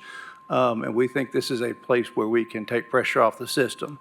Will it fix everything? No. But we take our opportunities where we can find them, and this is one where we think it's just right there in front of us. So I hope that answers the question, Mr. Daly. Commissioner Schoonmaker. Thank you for your patience, Madam Chair. This is just kind of a clarification statement. When I mentioned the letter that commissioners received from Tenova Healthcare, and I referenced Tenova North in Commissioner Lee's district, and I mentioned the 36 minutes. Those 36 minutes is when the ambulance backs up to the emergency room and they offload the patient, and then that patient's accepted into the emergency room. So I'm a little confused because Commissioner Lee, you didn't spend 5 hours in an ambulance. You spent time in the hospital. Now, their letter is just addressing the wall time because we've heard this extensive amount of times that AMR is saying that, you know, they're there for an hour before whoever unloads them. And this obviously dispels that. So I just want to clarify that this is just strictly once the ambulance backs up to the emergency room and offloads that patient, and they accept him at Tenova, not going to the emergency room and waiting in the waiting room. Commissioner Lee, your response? I would like to say that the person sitting next to me came in by ambulance, had an IV, and had been sitting on the wall for 7 hours and had not seen a doctor. But they're Came not in by sitting in the ambulance. ambulance. They've already been unloaded onto the hospital property. The point is they're meeting, turning around those ambulances to help the rest of your community by getting those ambulances back into service. So the point is they were not sitting in that ambulance for over 5 hours, correct? Not in the ambulance, in the Okay. hospital, Right. in a waiting room. Right. Thank you. Madam Chair, could I just call Commission's attention to something I think is relevant and might help that Certainly. discussion? Certainly. I would, as I always should, discourage over-reliance on individual anecdotes or stories or experiences and come back to the Fitch report, because it's the objective analytics or the objective analysis of data that we really needed. And I just wanted to remind Commission, page 4, early in the report, item 3, that Fitch's analysis, no one else's, but Fitch's analysis of the system, independent consultants from outside the market who are under no obligation to anybody but the county, found that wall times were the equivalent of almost 7 ambulances added back into the system. So that encompasses the Tenova hospitals, that encompasses University of Tennessee, that encompasses the Covenant hospitals, and that encompasses Park West. So if at any point in time you could add 7 ambulances back into the system, the effects of that would be immediate. So I haven't seen the letter, and I certainly wouldn't take issue with Tenova's position. All I can tell you is that system-wide, Fitch clearly identified wall times as a significant obstacle to any vendor's success. And again, that's item 3 in the summary in the Fitch report. Thank you. Thank you. This has been a great discussion tonight, and I'm certain it probably will be continued again next week. I just have one question, if someone can answer this in less than a minute. We have been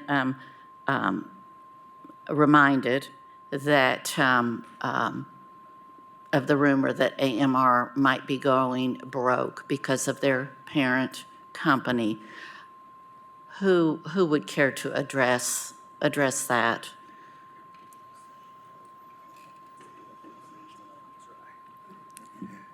Thanks, Commissioner.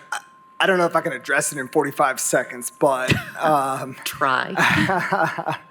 look, I think, and as I said earlier, I think several of you had the opportunity to talk directly to our CFO. And we did, yes. I know our CEO, COO, and CFO also compiled a letter that I think was emailed to Commission earlier today, which should provide some additional comfort and guidance around how our debt structure works and how solvent we are as an organization.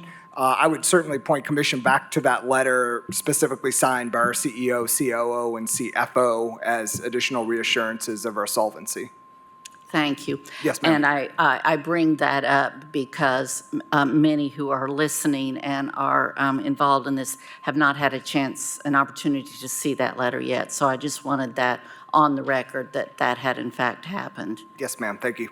Thank you. All right, seeing no other lights, we have a proper motion and a second on the floor to move forward with no recommendation. All those in favor? Aye. Opposed? Motion carries. Next item, please. Item number 43 is Resolution 901, urging the Tennessee Department of Transportation, TDOT, and the TDOT Excess Land Office to streamline and accelerate the excess land sale process. Thank you. Do I have a motion? Motion to move forward, no recommendation. Second. Motion by Oster, second by Frazier. If you all have no objection, I'd like to be added as a sponsor to that also. Sure. Great. Thank you. We have a proper motion and second on the floor. Commissioner Schoonmaker. Thank you, Madam Chair. Do the sponsors of the resolution, is there an issue or problem that we're trying to fix? And if so, could you enlighten us? Yes, Commissioner Frazier.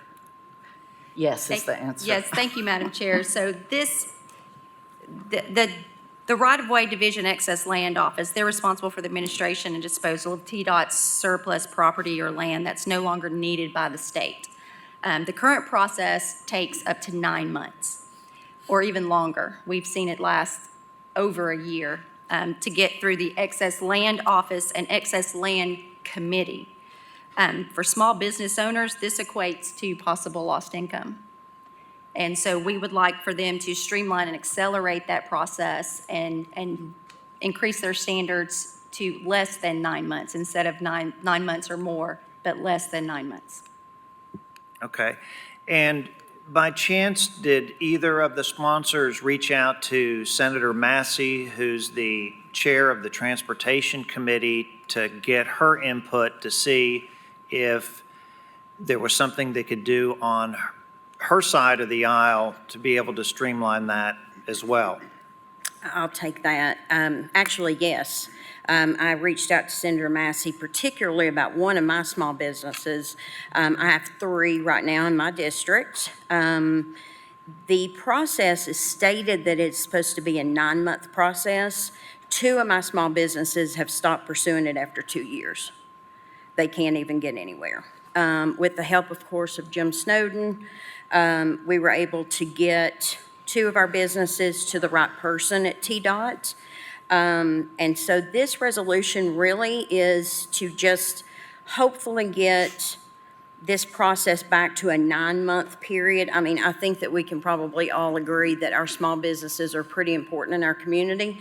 And if we can help them speed up processes that really shouldn't be a government red tape of 2 years or more to be able to expand their parking at their parking lots, that to me just seems like some red tape that we can probably lower down and get some help for particularly our small businesses. Seeing no other lights, all those in favor? Aye. Opposed? Motion carries. Item number 46, Resolution 904, is amending the Knox County Commission Rules, Rule 1, to add a new Section X, Knox County Code of Ethics, acknowledging that Knox County Commission adheres to the Knox County Code of Ethics policy. Do we have a motion? Motion to move forward with no recommendation.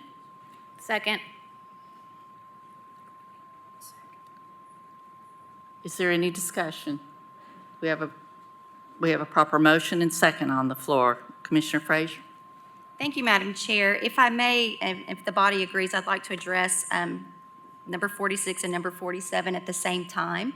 This just came up at our recent Rules Committee, and this is really an administrative housekeeping action, just to ensure that both commission and members of county boards and committees adhere to the Knox County Code of Ethics. Right now, as we're reviewing our boards and committees, we found that there are sometimes just an implied or assumed reference, but there's nothing written into rules or bylaws. So that's what these two resolutions do. One, they write it into commission's rules and bylaws, and then two, the rule, it just furthers the work as we review the county boards and committees to ensure that each of those bylaws and rules are updated and also reference the Knox County Code of Ethics. Thank you. Seeing no other lights, we have appropriate motion on the floor. All those in favor? Aye. Opposed? Motion carries. 47. Item number 47 is Resolution 905, amending the Knox County Commission Rules, Rule 5, to add a new Section U, Knox County Code of Ethics, acknowledging that members of the county committees and boards adhere to the Knox County Code of Ethics policy. Do I have a motion? Motion to move forward with no recommendation. Second. We have a motion on the floor by Frazier, second by Durrett, to move forward with no recommendation. Any discussion? All those in favor? Aye. Opposed? Motion carries. Item number 48 is Resolution 906, amending the Knox County Commission Rules, Rule 1, Section I, Committee Referrals, to add that a majority vote of commission may also refer to the appropriate committee any matter requiring consideration or study by a committee. Do I hear a motion? Motion to move forward with no recommendation. Second. Motion to move forward with no recommendation by Frazier, second by Durrett. Is there any discussion on this? Commissioner Frazier. Thank you, Madam Chair. Again, the Rules Committee, this is a resolution as a result of an inquiry regarding the body's ability to refer an agenda item for further research or discussion to one of the many county boards and committees. Currently, as it's written, only the chair can do so, and we are respectfully asking that we add a majority vote of the body can do so as well. Thank you. Seeing no other lights, all those in favor? Aye. Opposed? Motion carries.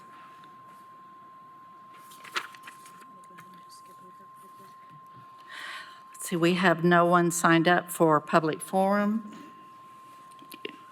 Other business, please.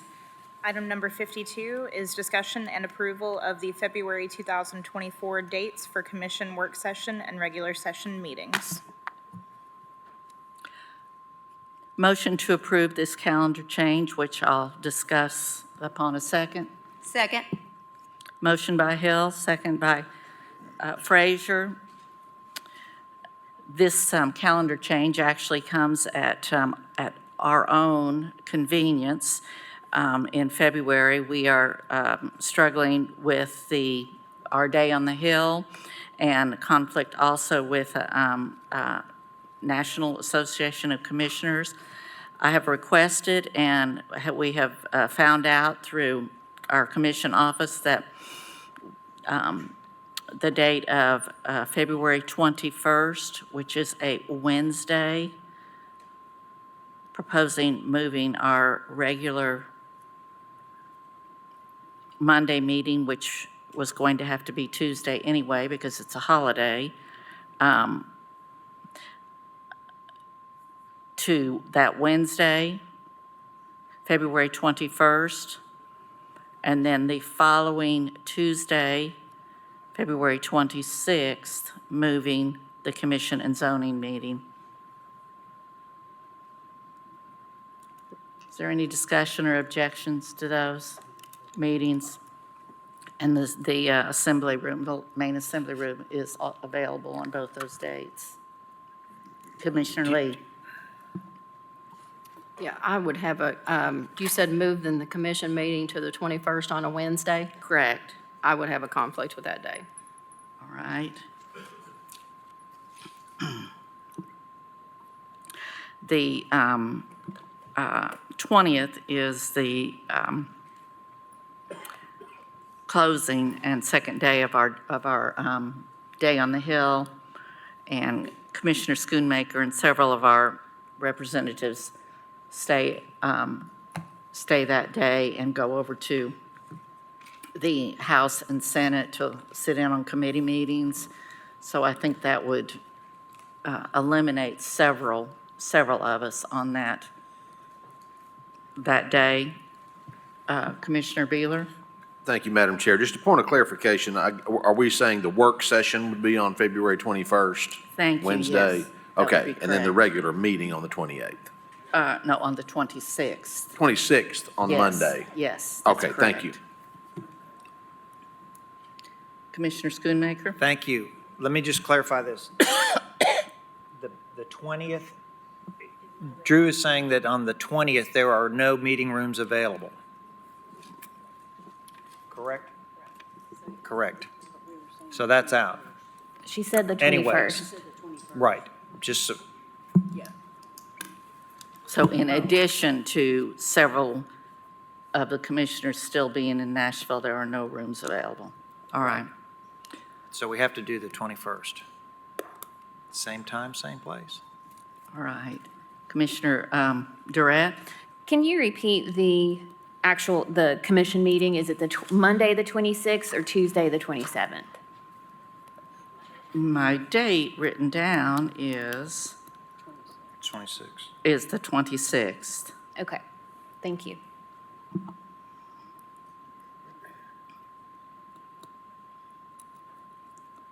So the proposal on the floor is Wednesday, February 21st, for our workshop, finance and beer board, and Monday, the 26th, February 26th, for our zoning and commission meetings. All right, seeing no more lights, all those in favor? Aye. Opposed? Let the record reflect one nay vote.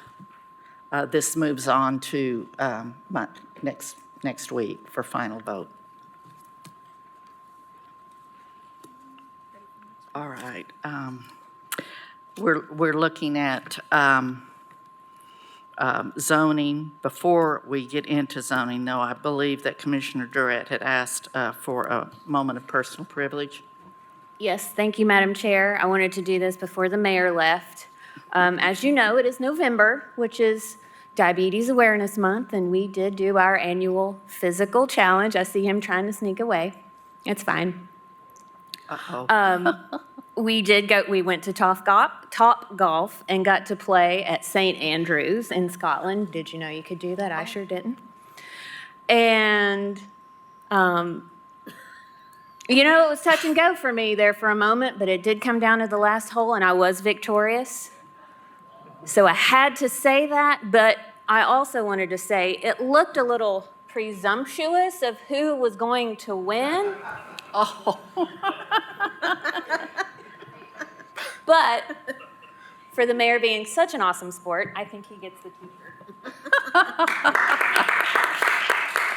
Thank you. Mr. Mayor, would you like to speak? Actually, not really. Thank you. No, I just appreciate Commissioner Durrett always doing this every year. I let her win, by the way, because it is her idea. So now she beat me fair and square. But I do appreciate her doing that. And, Commissioner Frazier is talking about this commission being very involved with the community. So it's fun, but it also raises awareness for a very important issue. So I so appreciate so appreciate this was her idea, and I so appreciate you doing that. And we have a tradition now, and apparently the tradition is I lose every time. So, but thank you again. Thank you. Thank you both. I have for being one such question. good sports. So what's next year? Now, we're figuring that out. Okay. What did we talk about?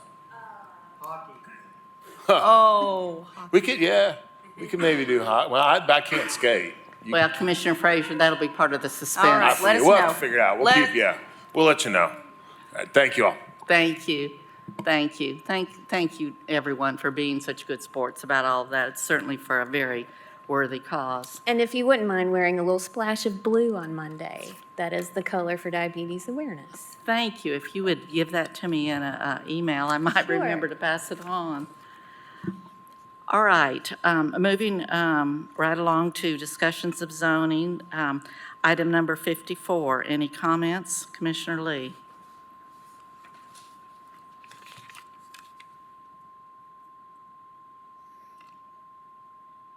Commissioner Lee? Oh, I'm sorry. We're on 54. Do you have any comments? All right, 55, Commissioner Lee? No comments other than I'm happy that it's, No comments other than I'm happy. All right. 56, I'll reserve my comments. 57, Ms. Oster? Thank you, Madam Chair. Mine is actually deferred until Yes. January. I already spoke to the builder and developer, and I think it's good. I'm happy with what we're doing. Thank you. 58, Commissioner Ward? No comments at this time. I have no issues with it. All right. 59, Commissioner Beeler? 59 is a small parcel near Harbison's Crossroads that is surrounded by commercial zoning. In fact, if I had not seen the map, I would have told someone it was commercially zoned. Thank you. Believe 60 has been postponed. Withdrawn. Yes. All right, thank you for that correction. Item number 61, Commissioner Beeler? I don't have any comments on 61 or 62 right now. Thank you. And 63 is mine also, and I have no comments on that. Commissioner Daley, 64 or 65? Kind of caught me off guard. Is that the Brown Road Loop? It's actually an appeal. Brown Mountain Loop? Yes, that's correct. There's a situation there. I'll be making a motion that's kind of unusual, so stay tuned. We'll see you next Monday week. All right. Is there any other business at this time to be heard before this commission? Commissioner Beeler? Thank you, Madam Chair. I would just like to know if Ms. Evans and Ms. Ellis might search the records tomorrow to see if Commissioner Frazier is the only sitting commissioner ever to use the word turd at a commission meeting. Director Moyers is pretty sure yes. Am I going to become a meme? Oh. I deserve it. I would applaud that searching of the record. Just one more thing I wanted to tell you all. We think we might know what true terror is. True terror, though, is really to wake up in the morning and discover that your high school graduation class is running the country.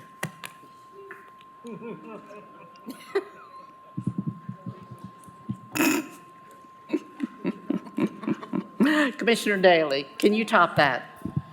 I hope so. On behalf of Buzz and Wreaths Across America, they're still taking donations.